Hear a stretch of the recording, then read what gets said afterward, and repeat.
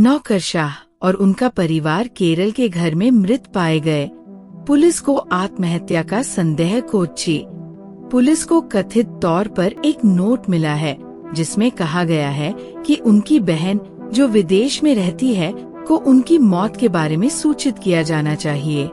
अधिकारियों ने गुरुवार को कहा कि केंद्रीय उत्पाद शुल्क और जीएसटी के अतिरिक्त आयुक्त उनकी मां और बहन केरल में अपने आवास पर मृत पाए गए। पुलिस को संदेह है कि ये आत्महत्या का मामला है।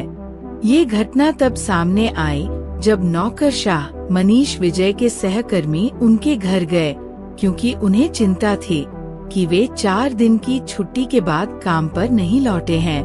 जब पीड़ित के सहकर्मी अधिकारी के आवास पर पहुंचे तो उन्हें तेज बदबू आई और उन्होंने तुरंत पुलिस को सूचित किया।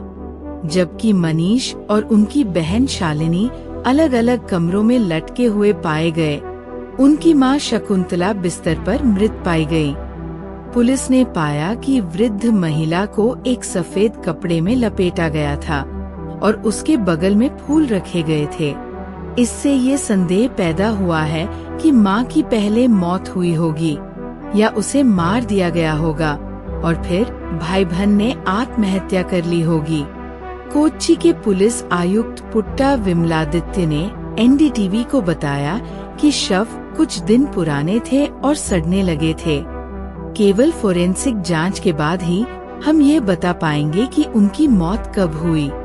पुलिस को एक कमरे में एक डायरी भी मिली है जिसमें कथित तौर पर एक नोट है जिसमें कहा गया है कि विदेश में रहने वाली उनकी बहन को उनकी मौत की सूचना दी जानी चाहिए। मूल रूप से झारखंड का रहने वाला यह परिवार केरल के एर्नाकुलम जिले के कक्कनाड कस्टम क्वार्टर में रहता था। मनीष 1.5 साल पहले कोच्चि में स्थानांतरित होने से पहले कोझिकोड हवाई अड्डे पर कस्टम प्रिवेंटिव में काम करता था। कुछ महीने पहले उसकी मां और बहन उसके साथ रहने लगी थी। पुलिस के अनुसार शालिनी झारखंड में एक कानूनी मामले से निपट रही थी जिसके लिए मनीष ने काम से छुट्टी ली थी।